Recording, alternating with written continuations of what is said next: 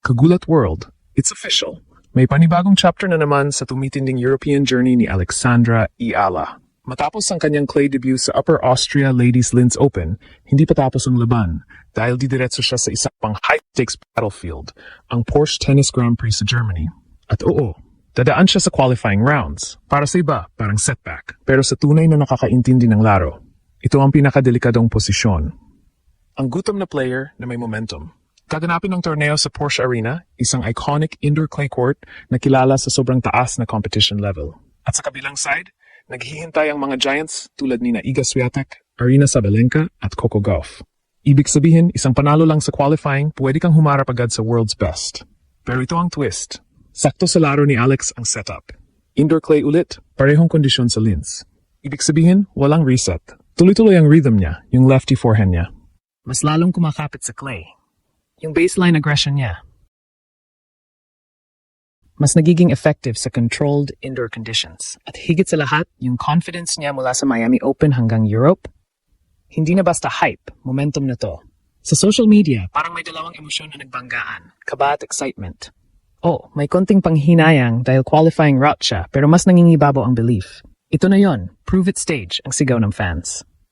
May mga nagsiset ng watch parties, may mga Pinoy sa Europe na nagbabalak pumunta sa venue, at ang comment sections, puro laban Alex at kayang-kaya yan. At dito nagiging espesyal ang kwento dahil ang qualifying ay hindi hadlang kundi pagkakataon. Ito yung stage kung saan binubuo ang mga breakout stories, kung saan ang mga underdog nagiging headline. At kung may player na kayang gawing explosive ang ganitong sitwasyon, si Alex yon. Makikita rin sa journey niya ang evolution. Mula wildcard hopeful, naging giant slayer, at ngayon, isang legitimate contender na kayang dumaan kahit sa pinakamahirap na path. Hindi siya umaasa sa shortcut.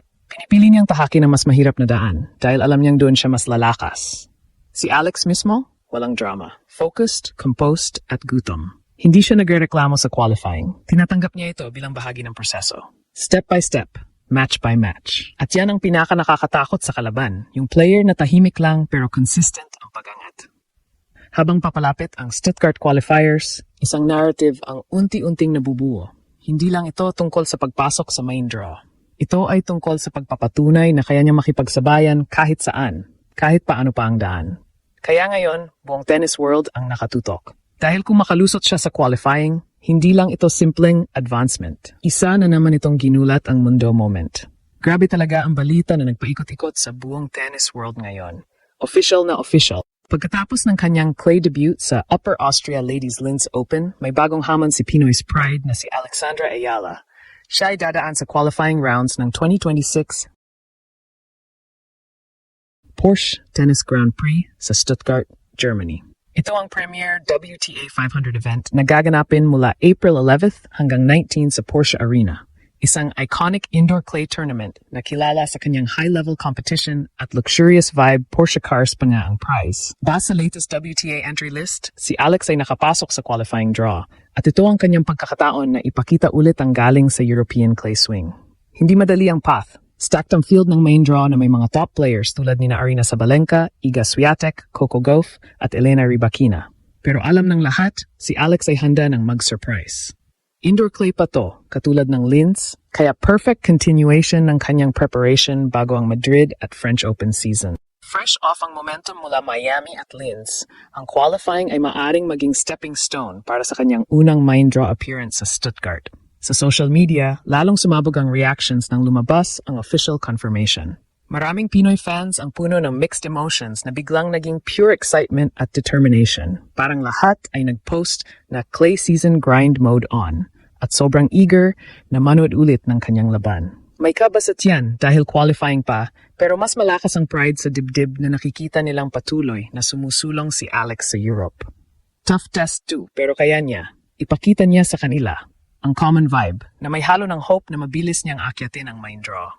International tennis lovers naman ay nahahalina rin. Biglang naintriga sila sa Racing Filipina na ito na handang harapin ang qualifying grind para sa chance na makipaglaro sa mga elite. Ang daming emotional na kwento mula sa live buzz ng fans. Marami ang nagmamarka ng calendar, nag-organize ng watch parties, at puro ready na ulit ang suporta namin. Ang nararamdaman. Parang Miami at Linz vibes na babalik. flags waving, cheers on standby, at sobrang proud na makikita ulit si Pinoy's pride sa ganitong stage. May mga young supporters na inspired na parang siya ang proof na kahit qualifying, kaya niyang maging champion material. Kahit may kaunting disappointment sa iba na hindi direct main draw, ang overwhelming opinion ay positivity. Naniniwala silang ito ang tamang challenge para sa kanyang growth. Lalo na sa indoor clay kung saan ang kanyang lefty power at aggressive baseline game ay maaring maging deadly. Opportunity to para mag-prove ulit si Alex, ang dating na marami, na ang journey niya mula wildcard hanggang qualifying contender sa WTA 500 ay nagbibigay ng national boost sa lahat. Si Alex mismo ay nananatiling focused at grateful habang naghahanda. Based sa kanyang post-Miami at clay prep vibes, thankful siya sa bawat pagkakataon, committed sa pag-improve, at excited na harapin ang bagong surface at opponent. Hindi siya nagpapakita ng takot sa qualifying. Sa halip, tingnan mo ang kanyang hunger. Step by step, pero sure ang progress. Yun ang nakakahawa sa lahat ng fans. Ang kanyang humility at never give up attitude ang nagiging extra fuel para sa Stuttgart campaign. Maraming analysts ang naniniwala na ang qualifying grind na to ay magbibigay ng malaking ranking points kung makakapasok siya sa main draw at posibleng maging historic para sa kanyang European swing. Buong Germany at tennis community, na-intriga at na-in-love sa schedule niya. Mula sa Linz hanggang Stuttgart, patuloy ang clay adventure ni Alex at ang buzz ay electric. Fans sa X at iba pang platforms ay puno ng positivity.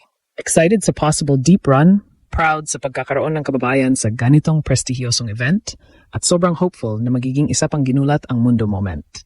Stuttgart qualifying incoming, let's go! Ang paulit-ulit at lahat ay nagsasama-sama para bigyan siya ng lakas mula sa Pilipinas hanggang Porsche Arena. Ito ang ganda ng kwento ni Alex, hindi lang siya naglalaro para sa ranking, dala-dala niya ang inspirasyon sa bawat batang Pinoy na may pangarap. Qualifying man o main draw, ang importante ay ang journey, ang heart, at ang Pinoy power na walang tigil. Back-to-back clay tournaments sa Europe, ito na ang simula ng mas malalaking kwento. Sa huli, ang qualifying journey ni Alex sa Porsche Tennis Grand Prix ay hindi simpleng detour. Ito ang tunay na test ng kanyang growth, composure, at killer instinct sa pinakamataas na level ng tennis. Sa harap ng matitinding kalaban at pressure ng do-or-die matches, dito makikita kung gaano na siya kahanda sumabay sa elite. Hindi man diretso sa main draw, ang mas mahalaga ay ang oportunidad na ipakita ang kanyang consistency at fighting spirit. Sa bawat laban sa qualifying, dala niya ang momentum mula sa Miami Open at ang patuloy na paghasa sa clay courts ng Europe. Ito ang klase ng laban na bumubuo ng champions. At para sa fans, isang bagay ang malinaw, hindi pa tapos ang kwento. Kung makapasok siya sa main draw, posibleng mas malaking pasabog pa ang mangyari. Kaya ang tanong ngayon, hanggang saan dadalhin ng determinasyon ni Alex ang kanyang Stuttgart run? Dahil kung magtutuloy ito, panibagong ginulat ang mundo moment na naman ang paparating.